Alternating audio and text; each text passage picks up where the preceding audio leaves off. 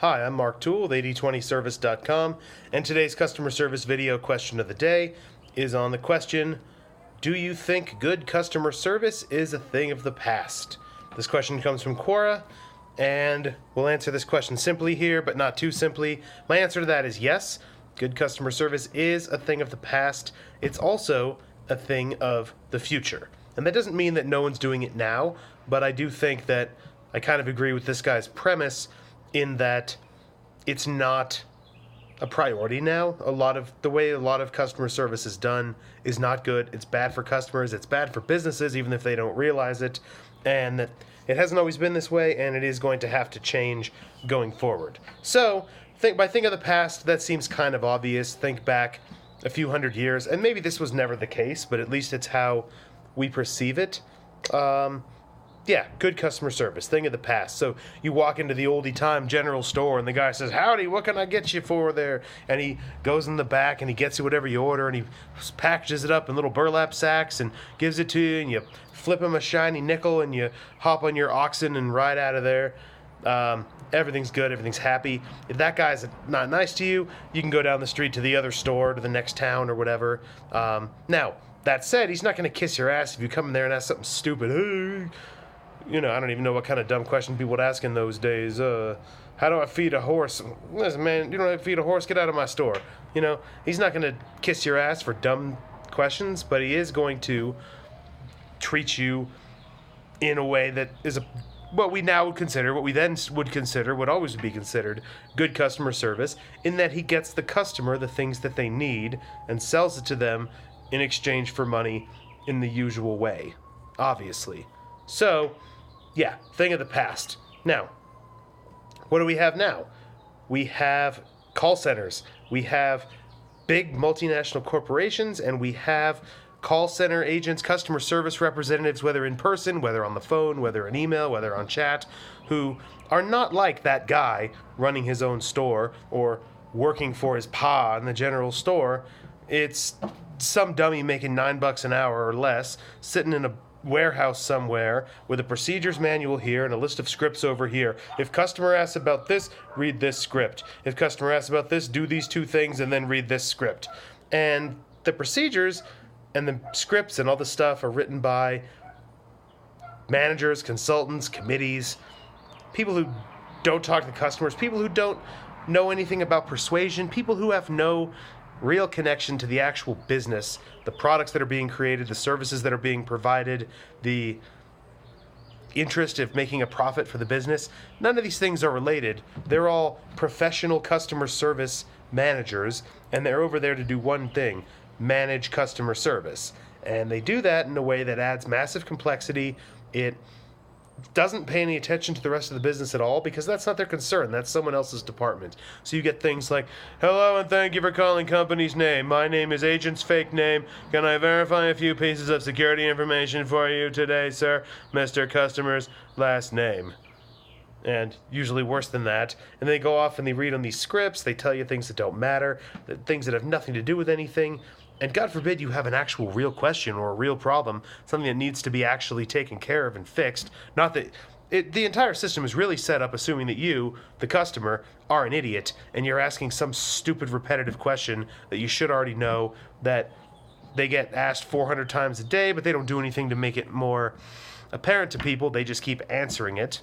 And that's what the whole thing's built for, to answer easy, repetitive questions and perform easy, repetitive tasks. If you come in, contact them about anything other than that, you're going to have a hard time, because that first level NPC is just going to freak out. His programming, his procedures manual, his scripts don't cover what you're asking. So he's going to say things, this one's close, and he's just going to read something that doesn't make sense, or he'll put you on hold for a long time and go ask his boss, who doesn't want to be bothered. He wants to go have another cigarette and fill up a piss break timing report, so he doesn't care either. He's not going to do anything. Yeah, just tell him this. I don't care. So good luck getting anybody who actually knows what they're talking about or actually cares to help you with anything at all. So that's why in the present, yeah, good customer service is not really a thing of the present. Yes, it exists in the present time, but it is not the default state. If I just told you, hey, you're going to have to talk to customer service today, you would not assume that you're going to be getting good customer service. You're going to assume that you're getting some version of what I just told you. Pressing 47 for English, the machine that pretends to be a guy and plays a sound of typing. Let me look that up for you when it's clearly a recording. This is what you expect. This is what you get. This is not good customer service. But good customer service is a thing of the future. It's going to have to be. Things are going to change. Things are always changing. And more businesses are going to get smaller, more decentralized. I'm a business. You're a business. This guy's a business. Anybody can start and run a business from this device that you're watching this on, from a computer, from a laptop, whatever you're using. You can start a business. You can create a product. You can sell a product. You can provide customer service for that product. Now, do you want to spend all your time sitting around providing customer service for a product? I don't think so. I don't. No one really does. So what are your choices? You outsource it. You can go to one of these big Indian call centers or something like that, and they'll want scripts, and they'll want procedures manuals. They'll want programming, essentially. They'll want programming for an NPC to turn a person into a meat robot to answer predictable, easy, repetitive questions in a scripted manner. That's what those things do. Real questions, things that aren't on the list, they're going to stumble on that. You could do that. What you also could do is what I do, what I recommend you do, what I help businesses do, and that is to make, as much as possible, make the customer service experience be the customer buys, everything goes according to plan or better, and the customer has no reason to contact customer service with questions, with complaints, with problems, with any of this stuff. Now, is that possible 100% of the time? Not always. Sometimes people have questions. You'll need something in place to handle that, but it doesn't have to be what you're thinking. This big, conventional, ineffective call center full of NPCs. Thank you for calling company's name. No, you don't need that if you do things right. You look at the things. This is why my website is 80. Hang on a second, got a loud truck out here. This guy's really cool because his truck is loud. That's why my website is 8020service.com, like the 80-20 principle, Pareto principle. You find that 20% of stuff that when you fix it makes 80% or more of the difference. And in customer service, that means the things that your customer service team, or you, if you're a business as yourself, a sovereign individual as the term goes, if you find the things that most people are asking about, or if you haven't launched yet, that most people will probably ask about, the biggest questions, the biggest complaints, the ones that'll come up over and over and over and over again, and you fix those things, you prevent those things, you make the information more clear, so as much as possible, most of your customers will never have to speak to you ever. That's the way forward, and yes, when you get big enough, there'll still be enough questions and things like that. You need some sort of customer service function.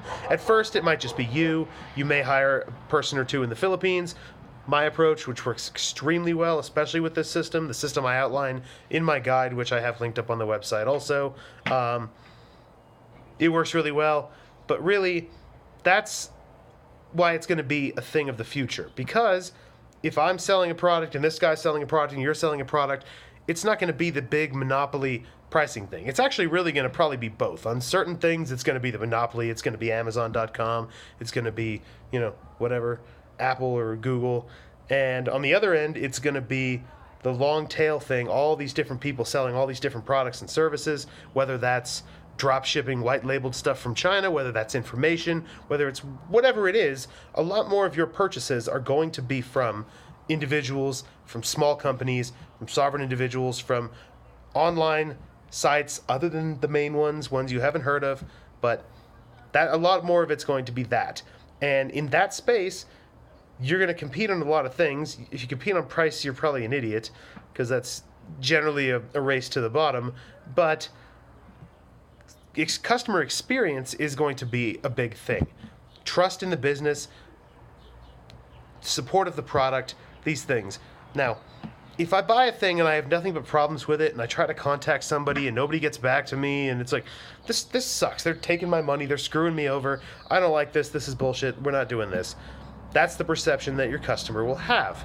Now, if I buy a thing and everything goes according to plan and the thing's better than I ever expected, good. I don't care if this guy has a customer service department or not. I don't care if it's just a guy in his underwear sitting in his living room. I am wearing pants, by the way. It doesn't matter to me because I'm getting the value from the thing that I bought. And if I have a problem, if I have a question, I don't necessarily expect there to be a 24-hour call center sitting around for a guy in his living room with a laptop. But if I send him an email, I expect to reply within a few hours or a day or so. Whatever. Ideally, you make that clear. I will get back to you within X amount of time. And if that happens, I'm fine with that as long as things are handled in an intelligent fashion. And that's what I'm recommending. That's why customer service is also a thing of the future. And that's completely ignoring the coming economic downturn, crash, depression, crisis, depending how bad it is, depending what you want to call it. The markets, the economy will not keep going straight up forever on artificial creations of government. It will eventually be some sort of correction, whether small or large, and that is going to weed out a lot of the weak players in this game. Now, you may think you can get away with bad customer service. You may think that if you sell somebody a thing and they have a problem or they have a question and your customer service department is basically the fuck off department, that guy may leave, but you may think, oh, I can just go get 30 more of him, whenever I want, pay for some Facebook ads, it's fine. That's going to dry up, especially when the money dries up, especially when the good economic times dry up. It's going to get a lot tougher for those businesses.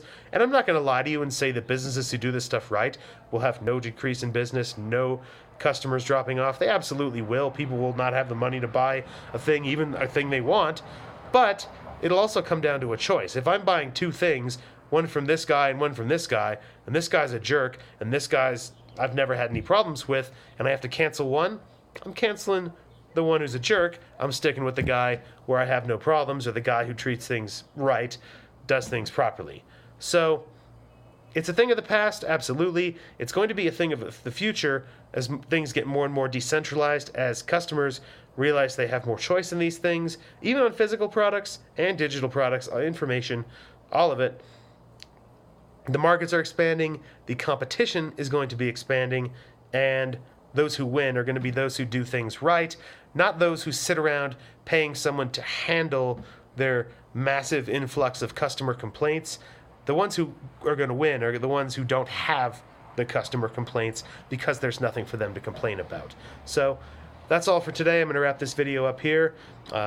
And like I said before, I do these videos every weekday on a customer service question, post them on Quora and also on YouTube. So if you're watching on Quora, you can ask me a question there. If you have a customer service question, YouTube, leave it in the comments. I may use it for a future video. And as always, like, upvote, subscribe, follow, all that stuff. I'll be back tomorrow with another video.